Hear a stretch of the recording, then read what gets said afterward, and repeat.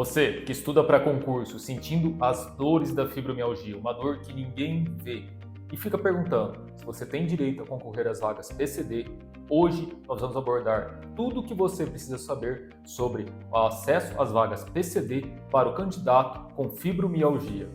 Olá, meu nome é Audácio Munhoz, eu sou do Munhoz Barbosa, escritório de advocacia especializado em concursos públicos, servidores públicos e processo seletivo de residência médica. Mas afinal, a fibromialgia é considerada uma deficiência? Em 2025 foi promulgada a Lei 15.176, que expressamente reconheceu a fibromialgia como uma deficiência, de modo que os portadores dela têm direito à sua caracterização como PCD, tanto para fins de concurso como para outros fins. Assim, a pessoa com fibromialgia tem direito a concorrer às vagas reservadas PCD em concursos públicos. No entanto, esse acesso nem sempre é fácil. Existem várias bancas examinadoras que não aceitam os laudos apresentados. A justiça também é oscilante das decisões judiciais para garantir esse direito ou não. Então uma primeira pergunta que surge é: e os concursos que já estavam em andamento quando da publicação dessa lei que reconheceu a fibromialgia como deficiência? Bom, nesses casos a justiça é bem oscilante, existem decisões para os dois lados, mas é importante que você tenha se inscrito lá atrás, no momento de fazer o concurso, como uma pessoa PCD e tenha enviado os documentos de fibromialgia.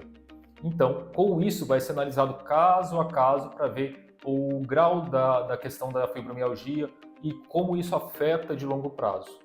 Para os concursos publicados após a edição dessa lei, a questão é mais segura. No entanto, é muito importante o cuidado com a documentação probatória da questão da doença. E é esse erro que diversos candidatos cometem. Eles apresentam um laudo médico simples, simplesmente com o diagnóstico e a CID, não complementando com uma documentação mais robusta. A Lei Brasileira de Inclusão e o decreto que a regulamenta prevêem que a deficiência se caracteriza como uma limitação mental, física, sensorial de longo prazo, que obstrua a pessoa que a carrega, que tem ela portadora, de viver plenamente as atribuições em sociedade. Tem uma limitação nesse sentido. E é muito importante a demonstração dessa dificuldade e da caracterização de longo prazo.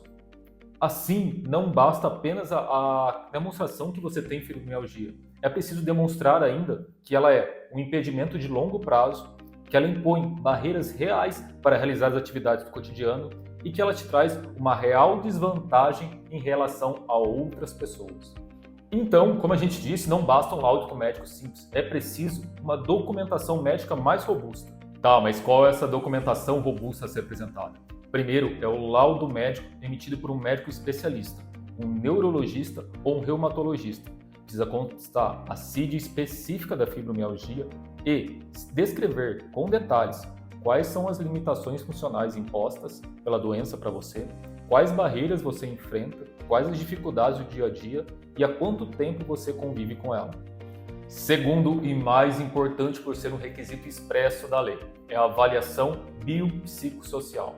Ela vai ser realizada por uma equipe interdisciplinar, médico, psicólogo, assistente social, fisioterapeuta, e ela deve abordar não só o seu quadro clínico, mas as reais dificuldades psicológicas, sociais, afetivas que isso impõe no seu dia a dia, as barreiras que isso traz em outros campos no seu dia a dia.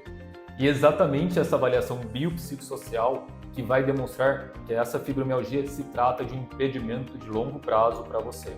Quanto mais robusta, completa e precisa for essa avaliação biopsicossocial, mais provas robustas você tem, tanto para a via administrativa, pelo exame pela banca examinadora, como, eventualmente, em uma ação judicial.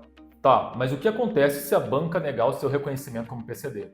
Primeiro, você tem direito ao contraditório, à defesa e ingressar com um recurso administrativo para uma comissão superior dentro do próprio concurso.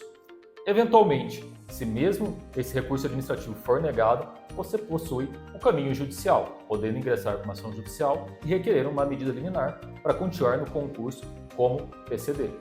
Por se tratar de uma situação nova, com um reconhecimento recente pela lei, é muito comum que candidatos só consigam esse reconhecimento da fibromialgia para ingressar na lista reservada PCD mediante uma ação judicial. Então, eventual negativa da banca examinadora e até mesmo um recurso administrativo não é o fim. Você pode buscar a via judicial para fazer valer seu direito.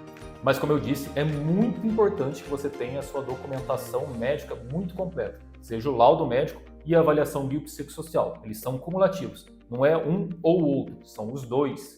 Se esse vídeo te ajudou, eu vou pedir para você deixar um like e compartilhar com quem tem interesse no tema. Se tiver alguma dúvida, nosso escritório está à disposição para atender.